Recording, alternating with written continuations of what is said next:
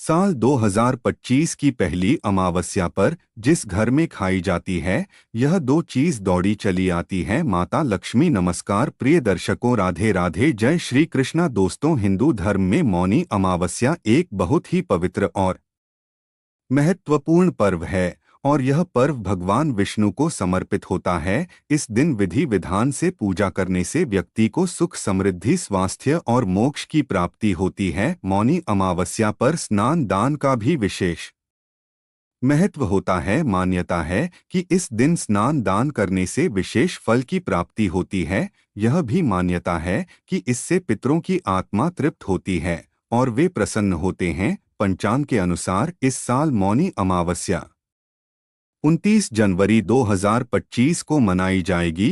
हिंदू धर्म में अमावस्या तिथि को बहुत महत्वपूर्ण माना जाता है। माघ माह में आने वाली अमावस्या को मौनी अमावस्या कहा जाता है। मौनी अमावस्या को अत्यंत शुभ और पुण्यदय माना गया है। मौनी अमावस्या को माघी अमावस्या के नाम से भी जाना जाता है। धार्मिक मान्यता के अनुसार मौनी अमावस्या के दिन भगवान विष्णु और पितरों की पूजा अर्चना करने से जीवन खुशहाल रहता है, साथ ही पितरों का आशीर्वाद प्राप्त होता है। इस वीडियो में मैं आपको बताऊंगा कि मौनी अमावस्या कब है और इसकी पूजा का शुभ मुहूर्त कब शुरू होगा और इस दिन भगवान विष्णु को कौन से भोग लगाने चाहिए तथा इस दिन किन चीजों का सेवन करना चाहिए और किन चीजों का सेवन नहीं करना चाहिए। तो सबसे पहले जानते हैं कि मौनी अमावस कब है। दोस्तों, वैदिक पंचांग के अनुसार मौनी शब्द मौन से उत्पन्न हुआ है, जिसका अर्थ है इस दिन मौन रहकर व्रत करना। इस दिन मौन व्रत धारण कर मन को संयमित करके काम, क्रोध, लोभ, मोह आदि से दूर रखना चाहिए। मान्यता है कि इस दिन पवित्र संगम में देवताओं का निवास होता है, इसलिए गंगा स्नान का विशेष महत्व है। मौनी अमावस्या 2025 में बुधवार 29 जनवरी को मनाई जाएगी। अमावस्या तिथि का प्रारंभ 28 जनवरी 2025 को शाम 7:35 पर शुरू होगा और इसका समापन 29 जनवरी 2025 को शाम 6:05 पर खत्म होगा। दोस्तों, अब जानते हैं कि विष्णु भगवान और माता लक्ष्मी की पूजा करने के लिए शुभ मुहूर्त कब से शुरू होगा। दोस्तों, मौनी अमावस्या 2025 में भगवान विष्णु की पूजा के लिए शुभ मुहूर्त 29 जनवरी 2025 को है। मौनी अमावस्या 20,225 में बुधवार 29 जनवरी को मनाई जाएगी। अमावस्या तिथि का प्रारंभ 28 जनवरी 2025 को शाम 7:35 पर शुरू होगा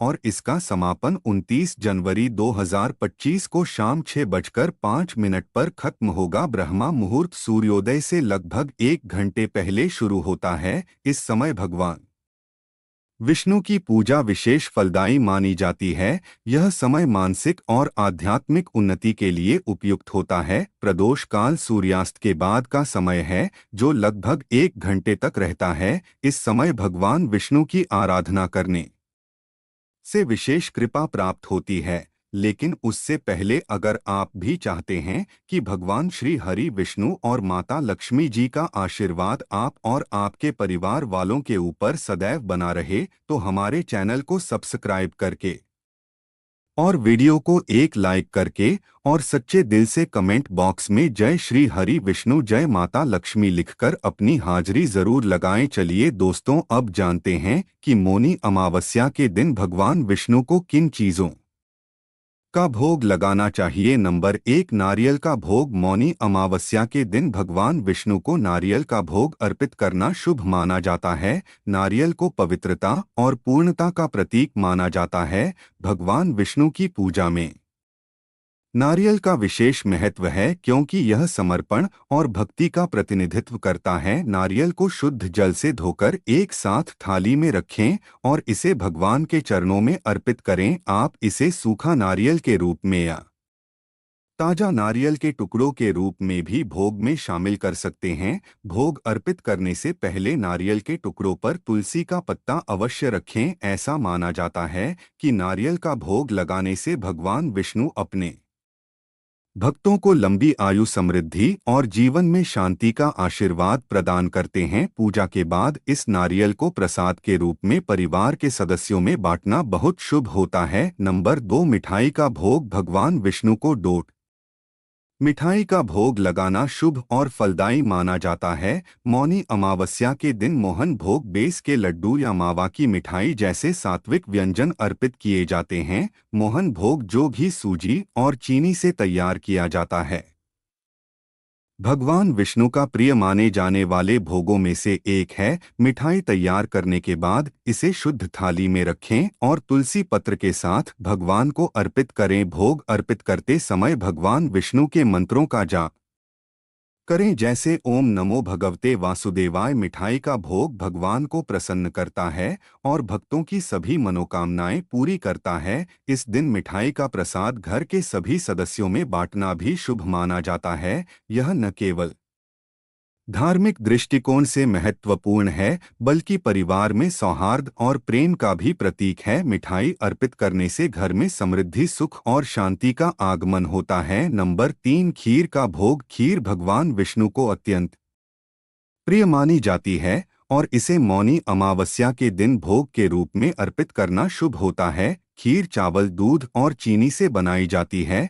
जिसे कभी-कभी सूखे मेवों और केसर से सजाया जाता है। खीर का महत्व इसलिए भी अधिक है क्योंकि यह सात्विक भोजन है जिसमें किसी प्रकार का तामसिक तत्व नहीं होता। खीर बनाने के लिए सबसे पहले शुद्ध देसी घी में थोड़ा सा चावल भून लें और फिर उसे दूध में पकाएं। पकने के बाद उसमें चीनी, केसर और सूखे मेवे डालें। खीर को तुलसी पत्र से सजाकर भगवान विष्णु को अर्पित करें। भोग लगाने से पहले खीर को साफ पात्र में रखें और पूरी श्रद्धा के साथ मंत्रों का जाप करें। भगवान विष्णु को खीर चढ़ाने से भक्त की इच्छाओं की पूर्ति होती है और घर में सुख समृद्धि आती है। नंबर 4, माखन और मिश्री का भोग। भगवान विष्णु को माखन और मिश्री का भोग अर्पित करना विशेष रूप से शुभ माना जाता है। माखन और मिश्री भगवान विष्णु को डोट अत्यंत प्रिय है क्योंकि यह भोग सादगी और शुद्धता का प्रतीक है।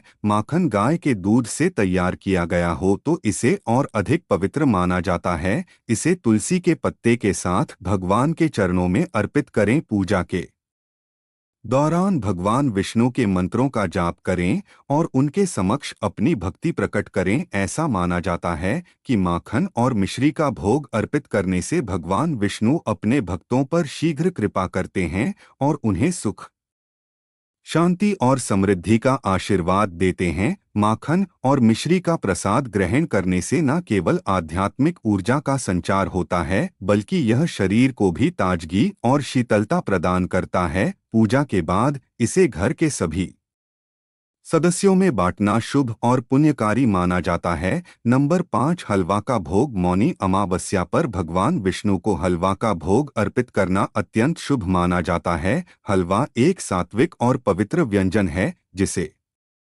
भगवान के प्रति अपनी भक्ति प्रकट करने के लिए तैयार किया जाता है। इसे मुख्य रूप से सूजी, घी, चीनी और दूध से बनाया जाता है। कुछ लोग इसे बेसन या आटे का भी बना सकते हैं।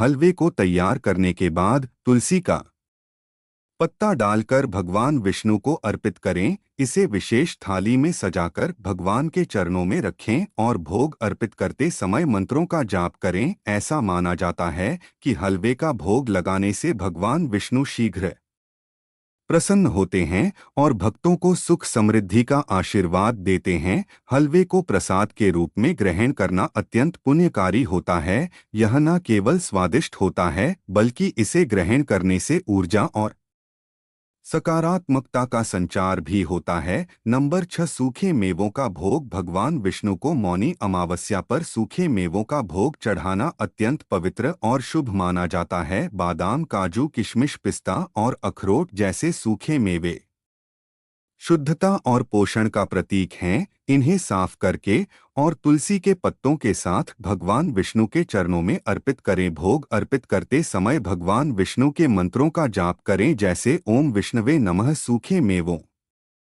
का भोग लगाने से भगवान विष्णु प्रसन्न होते हैं और भक्तों को शारीरिक स्वास्थ्य, मानसिक शांति और आध्यात्मिक ऊर्जा का आशीर्वाद देते हैं। पूजा के बाद इन सूखे मेवों को प्रसाद के रूप में ग्रहण करें और अपने परिवार व मित्रों के साथ साझा करें। यह भोग विशेष रूप से उन भक्तों के लिए लाभकारी होता है। नंबर 7, दूर्वा घास का भोग। दूर्वा घास का भोग भगवान विष्णु को अर्पित करना मौनी अमावस्या के दिन अत्यधिक शुभ और पुण्यकारी माना जाता है। दूर्वा घास पवित्रता, शक्ति और आरोग्यता का प्रतीक है। यह घास केवल भगवान विष्णु ही नहीं बल्कि भगवान गणेश और अन्य देवताओं को भी प्रिय मानी जाती है। दूर्वा घास का उपयोग विशेष रूप से भगवान विष्णु के चरणों में अर्पण करने और उनके प्रति अपनी भक्ति प्रदर्शित करने के लिए किया जाता है। दूर्वा घास को एकत्र करने से पहले इसे शुद्ध जल से धो ले और फिर पूजा की थाली में सजाकर